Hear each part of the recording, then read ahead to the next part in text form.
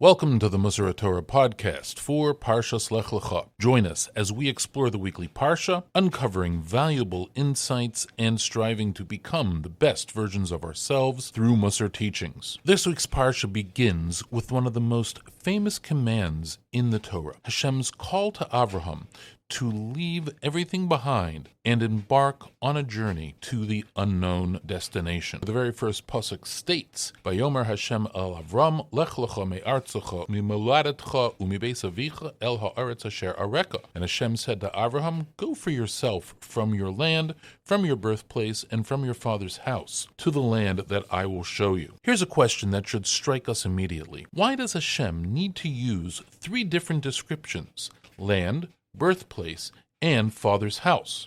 Wouldn't it have been sufficient for Hashem to simply say, "Go to the land that I will show you"? Why is it needed to elaborate and have this three-part formula? After all, if Avram is leaving his land, doesn't that automatically include leaving his birthplace and his father's house? What does each additional phrase add that we wouldn't have understood from the first? Rav Henoch Libud Zecher Levracha directs us to an explanation from Rav Ovadia of Bartenura that completely transforms our understanding of this command. The Bartenura explains that the Torah is highlighting three distinct factors that necessitated Avram's departure. A person is mainly influenced by three circles of relationship: their countrymen, their relatives, and their immediate family.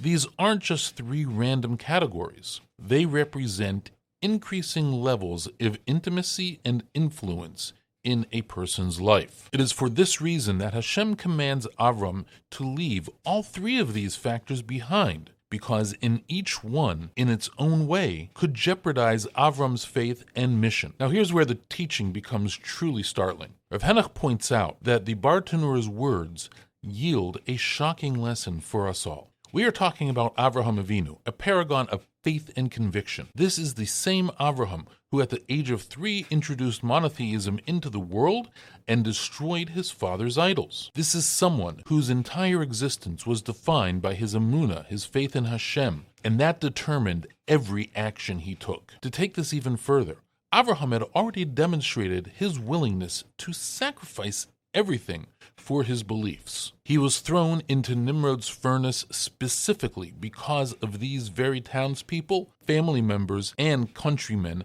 that Hashem is now telling him to leave. His commitment had already been tested by fire, literally. And in spite of all of this, Avraham's unparalleled spiritual strength, despite his proven willingness to die for his beliefs, Hashem still gives an explicit command to leave these people. Why is this? Because even Avraham's spiritual armor was at risk of being pierced by prolonged exposure to their influence. Let that sink in for a moment. If Avraham Avinu needed divine intervention to protect him from the subtle influences of his environment, what does that say about the rest of us? Rav Henoch says that the Bartenura is teaching us something crucial about how society influences us. There are two ways that our surroundings can undermine our commitments and ideals. The first is a frontal attack.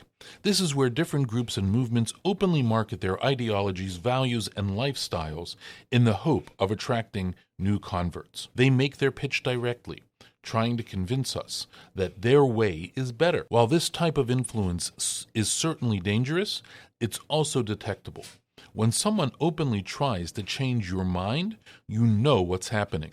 Your defenses go up. You can consciously evaluate their arguments and decide whether to accept or reject them. The second mode of attack is far more insidious. It is the passive infiltration of society's morals and values into our hearts through simple exposure and normalization. We witness the financial success of those around us. We see their material acquisitions. We're surrounded by their pursuits of food, drink, and all of society's pleasures. We observe how they live, what they value, what brings them happiness and satisfaction. Nobody is making a direct pitch to us. Nobody is trying to convert us. But day after day, we are subtly encouraged to join. The message seeps in. This is normal. This is what everybody does. This is what success looks like. This is how to be happy. This passive influence is far more dangerous precisely because it is so subtle. We don't even realize it's happening until we find ourselves thinking, feeling,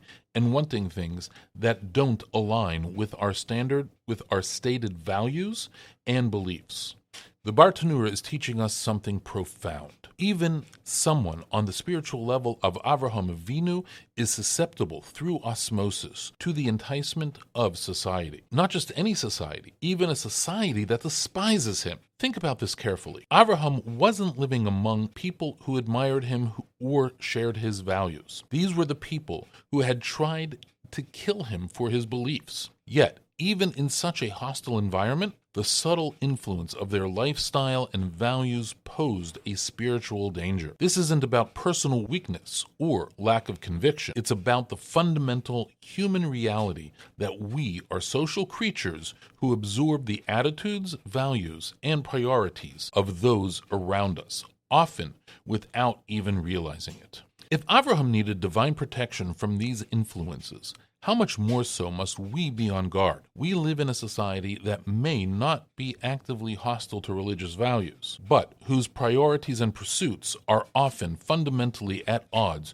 with what the Torah teaches us to value. We are surrounded by messages about what constitutes success, happiness, and the good life. These messages come through advertising, entertainment, social media, and the casual conversations of our neighbors and colleagues. They're not always wrong, but they're often incomplete or distorted when measured against Torah values. The danger isn't that we will suddenly abandon our observance or beliefs. The danger is much more subtle. Our internal compass will gradually shift, that we'll start measuring success by society's metrics rather by our spiritual growth, that we will find ourselves anxious about things that don't ultimately matter and indifferent to things that do. What do we do with this sobering insight? If even Avraham needed to physically remove himself from these influences, how can we navigate a world we can't leave? Rav Henoch gives us the answer. We must protect ourselves with the shield of Torah and mussar